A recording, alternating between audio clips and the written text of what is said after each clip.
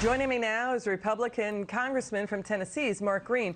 Great to see you, sir. Before we get to Senator Romney, we're so sorry what happened to your state with the tornadoes. The president was there today. Can you give us an update? Yeah, sure. I'm grateful the president was able to make it. I actually didn't get to see the coverage of his visit because I was out in my part of the district, or the state, Savannah, Tennessee. We've had tons of flooding out there, and we had a couple of homes, basically just mudslide into the Tennessee River. It's pretty devastating. So I've been out there and didn't get to see his visit, but I really appreciated him coming to Tennessee. You know what's really amazing? Tennessee is the volunteer state. And we're reading that thousands of people showed up, so many to help their neighbors, that the officials are saying, hey, can you just stand down for a second? We got to get the emergency equipment in. So many people, that shows the grit and determination and the love that Tennesseans have for their neighbors. It's a great story. Take a quick word on that, and then we'll move on to Senator Romney. No, Tennessee's great. You go back to the floods just a few years ago. It was the same story. When we're hit, we come together and we take care of one another. Yeah, it's amazing. It's just so heartening to see that. Okay, now, sir, you serve on Homeland Security on the House side. Senator Mitt Romney serves on the same committee on the Senate. He said he would vote no in a Senate vote next week in a probe and a vote into the Biden's conflicts of interest. Today he did a 180. Now he's saying he will vote for this. Your reaction to this story? Well, I'm encouraged to see that the senator's jumping on the truth seekers bus, because I'll tell you, everybody in my district, well, most people in my district, the vast majority, want to know the truth.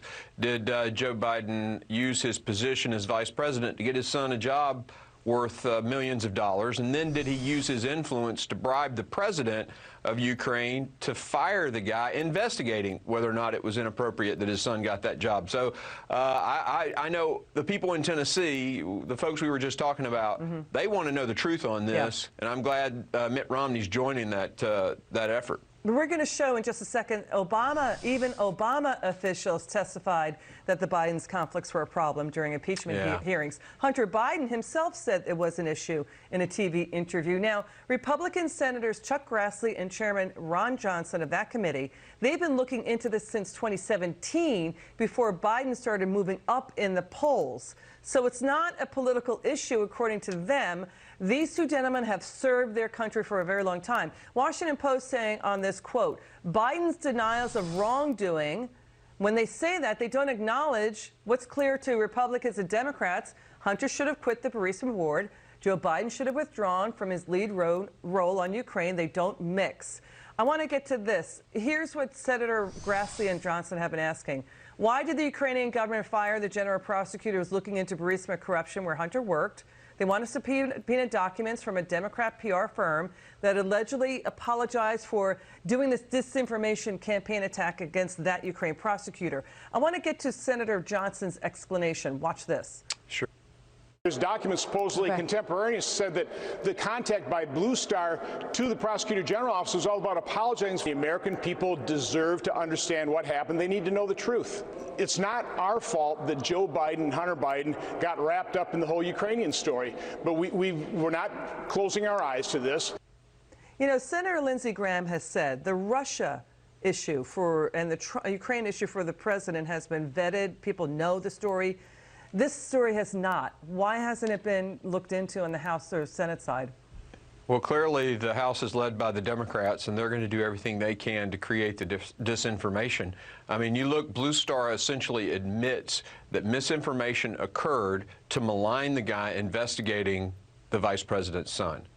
Or the firm that he was working at, right? Right, the firm, absolutely, Blue Star. They have admitted it. It's in an email, and so that's the piece that we need to get to the bottom of, and the Republican-led Senate is going to lead that fight. And fortunately, Senator Romney has joined, and that gives it enough votes to get it out of committee and to the floor of the Senate. Because Joe Biden keeps saying this has been debunked. The media keeps saying it's been debunked. Senator Lindsey Graham says debunked by whom? Let's watch Obama officials testifying in impeachment that this is an issue. Watch. But after you expressed the concern of a perceived conflict of interest at the least, the vice president's engagement in Ukraine didn't decrease, did it?